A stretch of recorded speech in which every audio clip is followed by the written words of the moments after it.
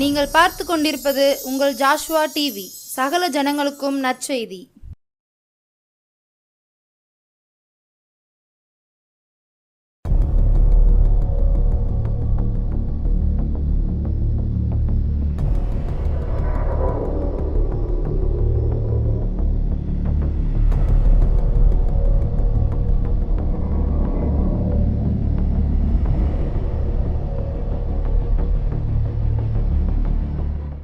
இந்த Joshua TV நேயர்களுக்கும் இயேசு கிறிஸ்துவின் அன்பின் வாழ்த்துதலை தெரிவித்துக் கொள்ளும். இந்த எழுப்புதல் நேரத்துக்காக கர்த்தர் உங்களை இந்த காணொலி மூலியம் சந்திக்க வைக்கிறது மிக்க மகிழ்ச்சி அடைகிறோம்.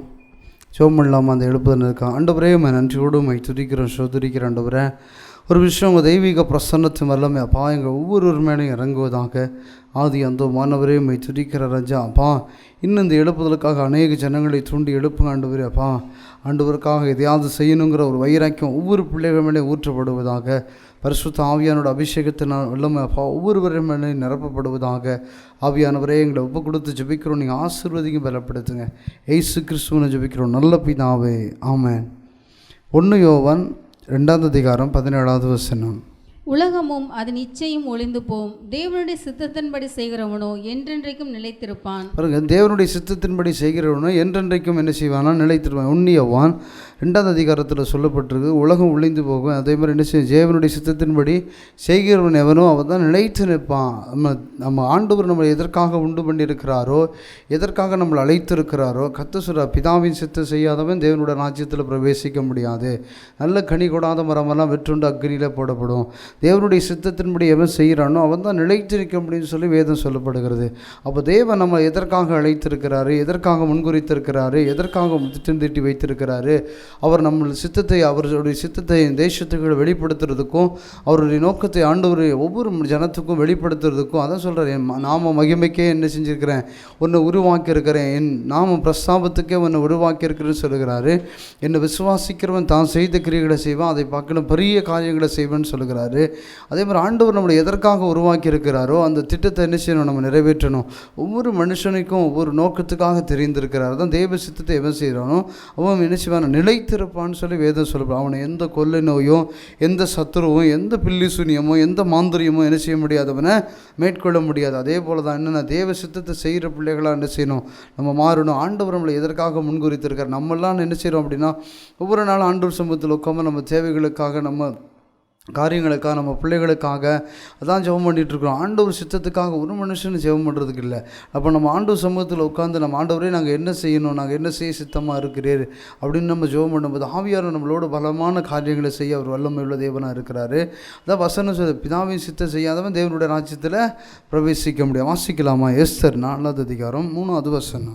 ராஜாவின் உத்தரவும் அவனுடைய கட்டளையும் போய் சேர்ந்த ஒவ்வொரு நாட்டிலும் ஸ்தலத்திலும் உள்ள யூதருக்குள்ளே மகா துக்கமும் உபவாசமும் அழுகையும் புலம்பலும் உண்டாய் அநேக ரட்டுடுத்தி சாம்பலில் கிடந்தார்கள். பாங்க, யூதர் ஜனங்கள் எஸ்தரில் சொல்லப்பட்டிருக்கு, யூதர் ஜனங்கள் பெருகிட்டாங்க. இன்னும் அவங்க என்ன செய்வாங்க, ஆமானோட திட்டம் என்னென்னா, இன்னும் யூதர் ஜனங்கள் எல்லாம் பெருகிட்டாங்க. இன்னும் அவங்களுடைய வார்த்தைகள் எழும்பிடும், அவங்களுடைய வல்லமைகள் வெளிப்பட்டுரும், அவங்க எல்லாம் மெசாசிட்டி ஆகிட்டாங்க. இனி இவங்களை வளர விட்டோம் அப்படின்னா நம்ம அவங்க யூதருக்கு கீழே ஆயிடுவோம், நம்ம ஜாதிகள் கம்மியாக தானே இருக்குது அப்படின்னு சொல்லி ஆமான் என்ன செஞ்சான், அரசன்ட்ட போய் அந்த திட்டத்தை சொல்லும்போது என்ன செஞ்சான், யூதர்கள் அழிச்சிடணும் அப்படி சொல்லும்போது அப்போ யூதர்களெல்லாம் ஒரு கலக்கம் ஏற்படுது. என்னென்னா கலக்கம் என்ன செய்யுது அப்படின்னா ஏற்பட்டு என்ன செய்யணும், இனி நம்ம இருக்க முடியாது, இனி என்ன செஞ்சாங்க, நம்ம அழிச்சிருவாங்க. அப்போ தான் என்ன செய்கிறாங்க, ஆண்டவரை நோக்கி என்ன செய்கிறாங்க, ஜெபம் பண்ண ஆரம்பிக்கிறாங்க. ஜெபம் பண்ணும்போது தான் எஸ்தரை ஆண்டவர் தெரிந்தெடுத்திருக்கிறார். அதே போல் தான் இன்றைக்கி தேசத்துக்குள்ள கலக்கத்துக்கும், தேசத்துக்குள்ள உள்ள போராட்டங்களுக்கும், தேசத்தில் உள்ள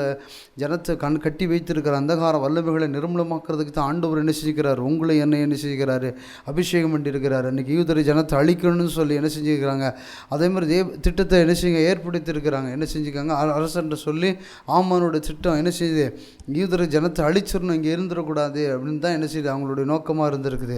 அதே போல் தான் இன்றைக்கி ஆண்டவருடைய திட்டங்களை வெளிப்படுத்துறதுக்கும், ஆண்டவருடைய வல்லமைகளை வெளிப்படுத்துறதுக்கு தான் ஆண்டவர் அதே போல் ஒரு எஸ்தரை என்ன செய்கிறாரு, நம்மளோட தேடி என்ன செய்கிறார், நம்மளோட இடைப்பட்டு கொண்டே இருக்கிறாரு. என் காரியமாக யார் போவான், என் சித்தத்தை யார் செய்வான், என் திட்டத்தை யார் நிறைவேற்றுவான், அந்த எஸ்தருக்கு அந்த தருணத்தை கொடுத்துருக்கிறார். அதே போல் தான் நம்ம பிதாக்களுக்கு கொடுத்த ஊழியத்தை ஊழியத்தை, அந்த கனமான ஊழியத்தை என்ன செஞ்சுக்கிறாரு, உங்களுக்கும் என்னைக்கும் என்ன செஞ்சுக்கிறாரு, தந்திருக்கிறார். அந்த தேவ திட்டத்தை நிறைவேற்றுறதுக்கு தான், அந்த ஜனங்கள் அழிந்து போகாதபடிக்கு, யூத ஜனத்துக்காக அழிந்து போகாதபடிக்கு அந்த எஸ்தர் வந்து திறப்பில் நிற்கிறதுக்கும் அவருக்காக இந்த ஜனத்துக்காக மன்றாடுறதுக்கும் என்ன செஞ்சுக்கிறார் ஆண்டவர், அந்த எஸ்தரை தேர்ந்தெடுத்திருக்கிறார். வாசிக்கலாமா? எஸ்தர் 4ஆம் அதிகாரம் 13வது வசனம். மொர்தெகாய் எஸ்தருக்கு திரும்ப சொல்ல சொன்னது, நீ ராஜாவின் அரண்மனையில் இருக்கிறதுனால் மற்ற யூதர் தப்பக்கூடாது இருக்க நீ தப்புவா என்று உன் மனதிலே நினைவு கொள்ளாதே. பாருங்க வசனத்தில் தெளிவாக சொல்லப்படுகிறது என்னென்னா, நீ இப்படி உட்காந்துக்க, மிருதிக்கா சொல்கிறான், நீ இப்படி உட்காந்துட்டுருக்கிற, இன்னும் மௌனமாக இருக்க, நீ தப்பிச்சிருவ அப்படின்னு நினச்சிருக்க, அப்போ நீயும் தப்பிக்க முடியாது அப்படிங்கிற சூழ்நிலையை தான் முருதைக்கா வந்து எஸ்தர்கிட்ட பேசுகிறான். அப்போ அதே போல் தான் என்ன அப்படின்னா, முருதைக்காக்கு ஒரு நோக்கம்லாம் என்னென்னா, எப்படியாவது எஸ்தர்கிட்ட பேசிட்டேன் அப்படின்னு ராஜாவிட்ட உத்தரவு வாங்கி என்ன செய்யான், அந்த தண்டையிலேருந்து மாறிடலாம் அப்படின்னு சொல்லி தான் என்ன செய்ய முருதைக்காவோட நோக்கமும் அதுதான் இருந்துச்சு. அதே மாதிரி தான் தேவ திட்டம் என்ன அப்படின்னா, எந்த ஜனங்களும் மறித்து போகக்கூடாது, யூதர்கள் வந்து யாரும் மறித்து போகக்கூடாது.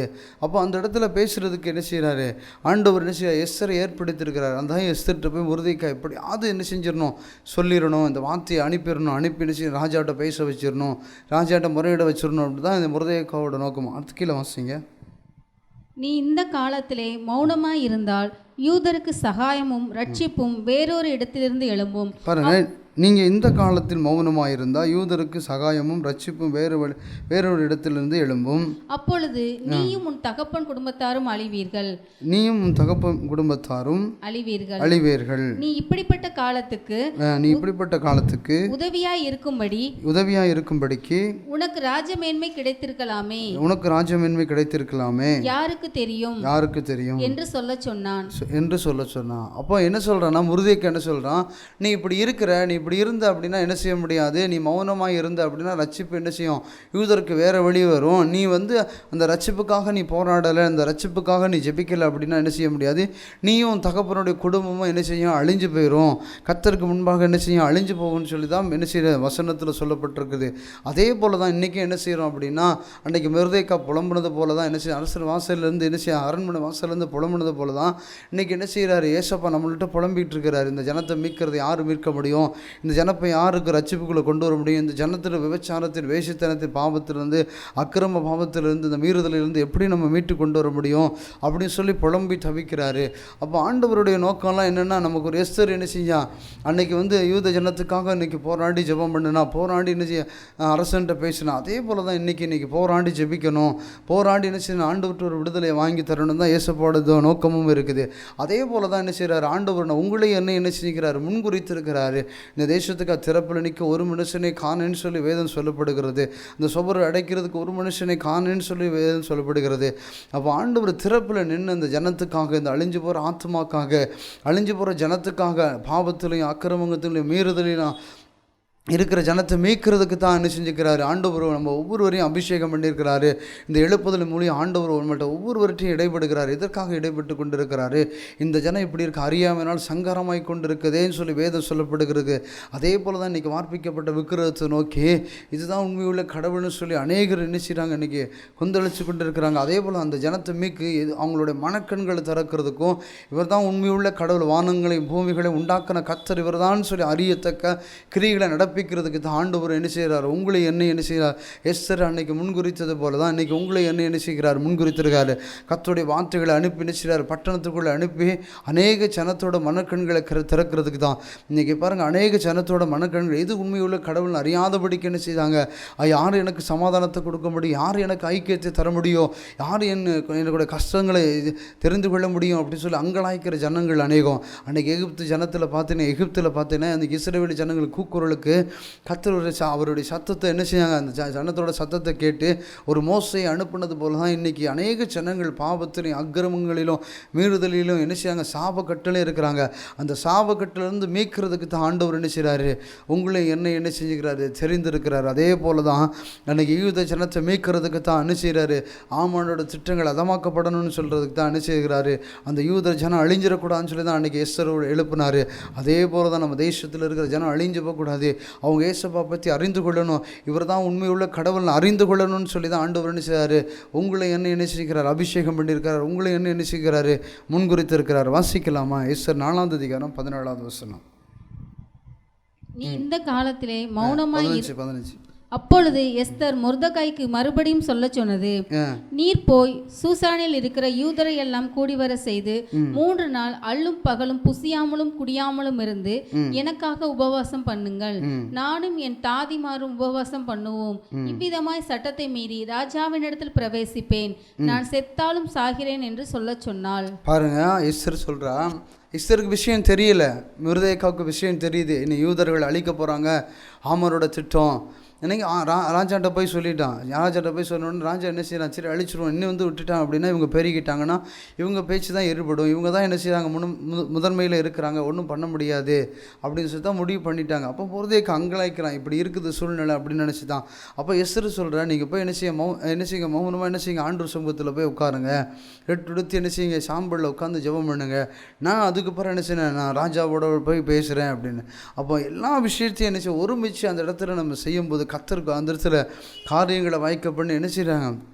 அதான் வேதத்தில் தெளிவாக வெட்டின குழியிலே தானே விழுவான் அப்படின்னு சொன்னபோது அதே தூக்கு மேடையை தான் என்ன செஞ்சார், அண்டு இந்த ஜனத்தை தூக்கு போட்டு கொள்ளணும் அப்படின்னு சொல்லி எதிர்பார்த்ததுனால தான் இந்த ஆமானுக்கு அந்த தூக்கு மேடை கிடைச்சது போல தான் இன்றைக்கி சத்துருக்களை மடங்கடிக்கிற அந்த அதிகாரத்தும் வல்லமையை ஆண்டவர் ஒவ்வொரு மனுஷனுக்குள்ளேயும் வைத்திருக்கிறார். அன்றைக்கி பவுலு சொல்கிறாரு, மாம்சத்தோடு ரத்தத்தோடு உங்களுக்கு போராட்டம் இல்லை, வானமண்டல பொல்லாதாவிகளோடும் துறைத்தனத்தோடு இப்பிரபஞ்சத்தில் கிரீஷர் அந்த லோகாதிபதிகளோடு என்ன செய்யுது உங்களுக்கு போராட்டம் உண்டுன்னு சொல்லி வேதம் தெளிவாக சொல்லப்படுது.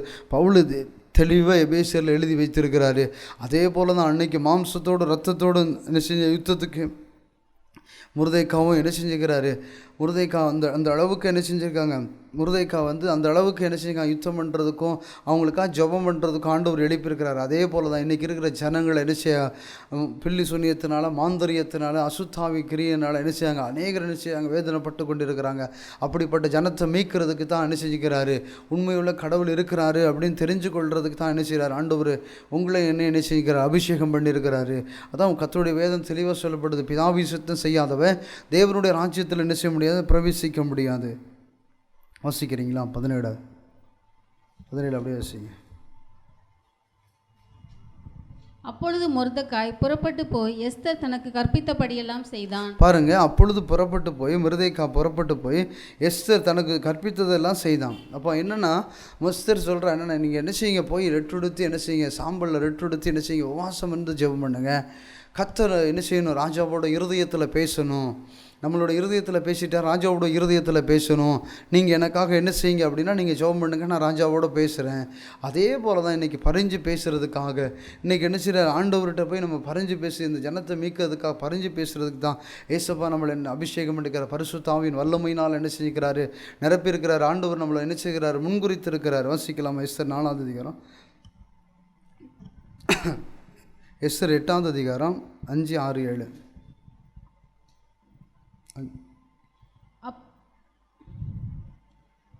8, 5, 6, 7. ராஜாவுக்கு சித்தமாய் இருந்து அவர் சமூகத்தில் எனக்கு கிருபை கிடைத்தது. ராஜ சமூகத்தில் நான் சொல்லும் வார்த்தை சரியென்று காணப்பட்டு அவருடைய கண்களுக்கு நான் பிரியமாய் இருந்தால் ராஜாவின் நாடுகளிலெல்லாம் இருக்கிற யூதரை அழிக்க வேண்டும் என்று அமோத்ததாவின் குமாரனாகிய ஆமான் என்னும் ஆகாக்கியன் தீவினியாய் எழுதின கட்டளைகள் செல்லாமற் போக பண்ணும்படி எழுதி அனுப்பப்பட வேண்டும். என் ஜனத்தின் மேல் ஒரு பொல்லாங்கை நான் எப்படி பார்க்கக்கூடும், என் குலத்துக்கு வரும் அழிவை நான் எப்படி சகிக்கக்கூடும் என்றார். பாருங்க, என் ஜனத்துக்கு வரும் பொல்லாங்கை நான் எப்படி பார்க்கக்கூடும், என் குலத்துக்கு வரும் அழிவை நான் எப்படி சகிக்கக்கூடும் என்றாள். அப்போ என்னென்னா அவளுடைய நோக்கமெல்லாம் என்ன அப்படின்னா, நம்ம ஜனத்தை அவளை எவ்வளோ ராஜ மேன்மை கிடைச்சாலும் சரி அவளுக்கு ஒரு கவலை கிடையாது. யாருக்கு, எஸ்தருக்கு ஒரு கவலை கிடையாது. அவள் நினச்சா அவளுக்கு பின்னால் வேலை செய்கிறவங்க பணிவிடை செய்கிறதுக்கு அநேகர் இருக்கிறாங்க. அன்றைக்கி எஸ்தர் பார்த்து ஒன்றுமே செய்ய வேண்டாம், நமக்குள்ள சௌகரியெல்லாம் நிறைய இருக்குல்ல, பிறகு எதுக்கு நம்ம யார்கிட்ட போகணும், தேவையில்லை இல்லை அப்படின்னு சொல்லி அமைதியாக இருந்து தான் அன்றைக்கி யூத ஜனமே அழிக்கப்பட்டிருக்கிறோம். அதே போல் தான் இன்றைக்கி நமக்கு நமக்கு தான் எல்லாம் இருக்குது, பணம் இருக்குது, பதவி இருக்குது, சுகம் இருக்குது, எல்லாமே இருக்குது அப்படின்னு சொல்லி நம்மளும் மௌனமாக இருக்கிறோம்ல. அன்றைக்கி ஆண்டவர் எப்படி கிரியை செய்ய முடியும், ஆண்டவர் எதற்காக நம்மளை முன்குறித்திருக்கிறாரு அப்போ அன்னைக்கு எஸ்தர் அப்படி நினச்சிருந்தா என்ன செய்யும், யூத ஜனமே அழிஞ்சு போயிருக்கும். அதே போல் தான் இன்றைக்கி நம்ம மௌனமாக இருக்கோம். என்ன செய்கிறோம் அப்படின்னா, யாருக்கு வந்தால் நமக்கு என்ன, இன்றைக்கி ஒருத்தன் வழியில் ஆக்சிடெண்ட்டாக இறந்து போனால், யாராவது மரிச்சு போனாங்க, இல்லை அவள மரணம் வந்து மரிச்சு போகிறாங்க, இல்லை நோய் வாய்ப்பட்டு மரிச்சு போகிறாங்க, இல்லை பில்லி சூரியத்தில் மரிச்சு போகிறாங்க, யார் நம்ம வீட்டிலே இளவு உழுது, நம்ம வீட்டிலே என்னமோ நடக்குது, நம்ம வீட்டில் என்ன நடக்குது, அடுத்தவங்க 3வது வீட்டில் தானே நடக்குதுன்னு சொல்லி உட்காந்துட்டு இருக்கிறோம். அதே போல் தான் இன்றைக்கி என்ன செய்ய எஸ்தர் என்ன செய்யும், அவ்வளோ பெரிய மேன்மை கிடைச்சாலும் ஆண்டவர் சமூகத்தில் உட்காந்து என்ன செஞ்சா, ஜெபம் பண்ணி உபவாசம் இருந்து எப்படியாவது என் ஜனத்துக்கு ஒரு விடுதலையை வாங்கி தந்துடணும், எப்படியாவது என் ஜனத்தை என் குலத்தை மீட்டுறணும் அப்படின்னு தான் ஒரு வைராக்கியம் என்ன செஞ்சு எஸ்தருக்குள்ளே இருந்துச்சு. அதே போல தான் நம்ம வாழ்க்கையிலையும் இதுவரை ஆண்டவர் நமக்கு எதற்காக முன்குறித்திருக்கிறார். அவர் சொல்கிறாரு, தாயின் கருவில் உருவாதுக்கு முன்னே உன்னை முன்குறித்திருக்கிறேன், நீ இப்படிப்பட்டவன், நீ எதற்காக நீ உன்னை முன்குறித்திருக்கிறேன் அப்படின்னு சொல்கிறாரு. அப்போ நம்ம எதற்காக முன்குறித்திருக்கிறோமோ அப்படின்னு சொல்லி ஆண்டவர் சமூகத்தில் உட்காந்து நம்ம ஜெபம் பண்ணும்போது ஆண்டவர் நமக்கு ரகசியங்களை வெளிப்படுத்துவார். ஜனத்தை எப்படி மீட்கணும், ஜனத்துக்காக எப்படி ஜெபிக்கணும், எதற்காக ஜெபிக்கணும். அதான் சொல்கிற சீசர்கள் நாங்கள் எப்படி ஜெபம் பண்ணணும்னு கேட்கும்போது அவர் சீசர்களுக்கு கூட ஜெபம் பண்ணுறதுக்கு கற்றுக் கொடுக்குறாரு. அதே போல் தான் ஆண்டவர் நம்மளை எதற்காக முன்குறித்திருக்கிறாரு, அந்த திட்டத்துக்காக நம்ம ஒப்பு கொடுக்கணும். அதே போல் தான் எஸ்தர் பார்த்துக்கோங்க, ஆண்டவர் எதுக்காக எஸ்தர் இந்த யூத ஜனத்துக்காக எஸ்தரை தேர்ந்தெடுத்திருக்கிறாரோ அதே போல் தான் நம்மளையும் ஒரு நோக்கத்துக்காக ஆண்டவர் என்ன செஞ்சுக்கிறாரு, முன்குறிக்க போய் தான் என்ன செய்கிறோம். இன்றைக்கி ஜீவனும் பலத்தோடு நம்ம உட்காந்துருக்குறோம். இல்லைனா என்ன செய்ய முடியாது, இவ்வளோ நாள் உட்காந்துட்டு இருக்க முடியாது. ஆண்டவர் ஏதோ ஒரு திட்டத்தை என்ன செஞ்சுக்கிறாரு, நமக்கு வைத்திருக்கிறாரு. வாசிக்கிறீங்களா? 7வது வசனம். அப்பொழுது அகாஸ்வேரு ராஜா ராஜாத்தியாகிய எஸ்தரையும் யூதனாகிய மொர்தகாயும் நோக்கி, இதோ ஆமானின் வீட்டை எஸ்தருக்கு கொடுத்தேன், அவன் யூதர் மேல் தன் கையை போட எத்தனித்தபடியினால் அவனை மரத்திலே தூக்கி போட்டார்கள். பாருங்க, அவன் யூதர்களை என்ன செய்யணும், என்ன கொல்லணும் அப்படின்னு நினச்சதுனால என்ன செய்ய, அவனே மரத்தில் என்ன செஞ்சாங்க, தூக்கில் போட்டாங்க. அப்போ இவ்வளோ பெரிய நோக்கத்தை என்ன செஞ்சுருக்கணும், ஆமான்னு செஞ்சிடணும். செஞ்சு என்ன செய்யும், அதான் சொல்கிறாரு வசனம் என்ன சொல்லணும், வெட்டின குழியிலே என்ன செய்யும், தானே விழுந்தான். அப்போ அவன் எதுக்காக வெட்டினான், யூத ஜனத்தை அழிக்க நினைக்கும் போது என்ன செய்யும், கடைசியில் அவனுக்கு தான் தூக்குமேடு. அதே போல் தான் என்ன அப்படின்னா, நம்ம வாழ்க்கையில் ஆண்டவருக்காக எதையாவது செய்யணும். எஸ்தருக்கு போல் என்ன செய்யணும், ஜனத்துக்காக பறிஞ்சு பேசணும். திறப்பிலிருந்து நம்ம கிராமங்களுக்காக, நம்ம சன்னதிக்காக, நம்ம குடும்பங்களுக்காக நம்ம திறப்பிலிருந்து ஜெபிக்கும் போது ஆண்டவர் என்ன செய்வார், நான் சேமத்தை தருவேன்னு சொல்லுகிறாரு. என் ஜனத்துக்காக ஜெபிக்கும் போது நான் என்ன செய்வேன், ஜெபத்தை கேட்டு நான் ஜெபத்தை தருவேன்னு சொல்கிறாரு. நான் விண்ணப்பத்துக்கு பதில் கொடுக்குற தேவனாக இருக்கிறேன்னு சொல்கிறாரு. அவர் நல்ல ஜெபத்துக்கு பதில் கொடுத்து அவர் நமக்கு விடுதலையாக்குற தேவனாக இருக்கிற சொல்கிறார். அவர் நன்மைகளை செய்கிற தேவனா வேதத்தில் தெளிவாக சொல்லப்படுகிறது. பூமி எங்கே என் கண்கள் விழாவிக் கொண்டிருக்கு, மனுஷபுத்திரனை நோக்கி பார்த்து கொண்டிருக்கு. அவரோட கண்கள் என்ன செய்த, மனுஷபுத்திரனை நோக்கி எப்படியாவது என் ஜனத்தை மீட்கணும், எப்படியாவது என் ஜனத்தை என்ன செய்யணும், மீட்டு என்ன செய்ய பல்லவ ராஜ்யத்துக்கு கொண்டு வந்துடணும், எப்படியாவது என் ஜனத்தை மீட்டு என்ன செய்யணும், என் நாமங்களை அறிய பண்ணிடணும், எப்படியாவது என் ஜனத்துக்கு என்ன செஞ்சிடணும், நான் வல்லமையுள்ள தேவன் அறியணும், எப்படியாவது என் ஜனத்துக்கு என்ன செய்யணும், இந்த உலகத்தை நான் தான் உண்டாக்குனேன் அப்படிங்கிறத என்ன செய்யணும், அறிந்து கொள்ளணும் தான் ஏசப்பாவோட நோக்கமும் தேவனுடைய திட்டமும் இருக்குது. அதான் சொல்கிறாரு, எனக்கு பிதாவின் சித்தம் செய்கிறதே எனக்கு போஜனமாக இருக்குன்னு சொல்லி ஏசப்பா சொல்கிறாரு. அதே போல் தான் நம்ம பிதாவின் சித்தம் செய்கிற பிள்ளைகளாக நம்ம மாறும்போது நம்ம பரலோக ராஜ்யத்துக்கு என்ன செய்யணும், ஆயத்தமாகிறோம். அந்த பரலோக ராஜ்யத்துக்கு பங்காளி ஆகிற பிள்ளைகளாக நம்ம மாறுதோம். அந்த எஸ்தர் வாழ்க்கையில் பார்த்தீங்கன்னா ஜனத்துக்காக என்ன செஞ்ச அவ்வளவும் பறிஞ்சு பேசுகிறான். ஜனத்துக்காக எப்படியாவது என்ன செய்யணும், என் குலம் அழிகிறத நான் பார்க்க முடியுமா, என் ஜனத்தின் மேல் வரும் பொல்லாம்பை நான் எப்படி பார்க்கக்கூடும், என் குலத்துக்கு வரும் அழிவை நான் எப்படி சகிக்கக்கூடும், என் குலத்துக்கு வரும் பொல்லாங்கை எப்படி நான் பார்க்கக்கூடும், என் குலத்துக்கு வரும் அழிவை நான் எப்படி சகிக்கக்கூடும் அப்படின்னு சொல்லி எஸ்தர் சொல்லுவோம். அப்போ எவ்வளோ வேதனைப்பட்டிருப்போம், விட்டுறக்கூடாது, எப்படியாவது என் ஜனத்தை மீட்கணும் அப்படிங்கிற ஒரு வைராக்கியம் அந்த எஸ்தருக்குள்ளே இருந்து அதே வைராக்கியம் நமக்குள்ளே இருக்கணும். நம்ம தேசத்தை விட்டுறக்கூடாது, நம்ம ஜனத்தை விட்டுறக்கூடாது, நம்ம ஜாதிகளை விட்டுறக்கூடாது, நம்ம கூட இந்த சகோதரனை விட்டுறக்கூடாது, எப்படியாவது ஏசப்பா பற்றி அறியணும், எப்படியாவது கர்த்தருடைய மகிமையை அவனுக்கு வெளிப்படுத்தணும் அப்படிங்கிற ஒரு வைராக்கியம் எஸ்தருக்குள்ளே வைக்கப்பட்ட அதே வைராக்கியம் நமக்குள்ளே வைக்கப்படணும். அந்த வைராக்கியத்தின்படி என்ன செய்யணும், ஆண்டவர் சமூகத்தில் உட்காந்து அந்த வைராக்கியத்தை பெற்று என்ன செய்யணும், திறப்பில் நின்று எஸ்தரை போல் என்ன செய்யணும், திறப்பிலேருந்து என்ன செய்யணும், பறிஞ்சு பேசுகிற பிள்ளைகளாக மாறணும். சோமில்லாமா ஆண்டவரே, உண்மை நன்றியோடு உண்மை துதிக்கிறோம், சோதரிக்கிறேன் ஆண்டவரே. அப்போ அந்த எழுப்புதல் நேரத்தில் சமூகத்தை நோக்கி பார்க்குற ஆண்டவரே, இந்த வார்த்தை ஆண்டவரே அநேகருடைய பிள்ளையருடைய இருதயத்தில் ஆண்டவரே கிரியை செய்ய வழிநடத்துங்க ஆண்டவரே. அப்பா எஸ்தரை எதற்காக முன்குறித்தீங்களப்பா, அப்பா மிருதேக்காவை எதற்காக முன்குறித்தீங்களப்பா, அந்த நோக்கத்தை அப்பா எங்களுக்கு இன்னும் ஆழமாக இருதயத்தில் கிரியை செஞ்சு ஆண்டவரே, நாங்கள் ஆண்டவருக்காக எதையாவது செய்யணும், என் ஜனத்துக்காக திறப்பில் நிற்கணும், அப்பா என் ஜனம் அழியிறதை நான் பார்க்க முடியுமா அப்படின்னு சொல்லி எஸ்தர் சொல்லப்பட்டது போல் ஆண்டவரே அந்த பாரம் ஆண்டவரே, அப்பா அந்த ஆத்மா பார ஒவ்வொரு பிள்ளைகளையும் அழுத்தட்டும் அப்பா. நீங்கள் உண்மை உள்ள கடவுள் அறியத்தக்க அப்பா கிரிகளை வெளிப்படுத்துங்க ஆண்டவரே. பரிசுத்த ஆவியானவரே, இம்மட்டும் நீங்கள் அசைவானதுக்காக நன்றி ஆண்டவரே. இந்த எழுப்புதல் நேரத்தில் நீங்கள் பேசுனதுக்காக நன்றி ஆண்டவரே. இந்த காணொலியை பார்த்துட்டு இருக்கிற ஒவ்வொரு பிள்ளைகளையும் உங்கள் கரத்தில் ஒப்பு கொடுத்து ஜெபிக்கிற ஆண்டவரே. நீங்கள் ஆசீர்வதிங்க, பலப்படுத்துங்க. பலப்படுத்திய கிறிஸ்துவனால எல்லாம் செய்ய வரேன்னு சொன்ன வார்த்தையின்படி ஜெபிக்கிற ஆண்டவரே. ஏசு கிறிஸ்துவனை ஜெபிக்கிறோம் நல்ல பிதாவே, ஆமென்.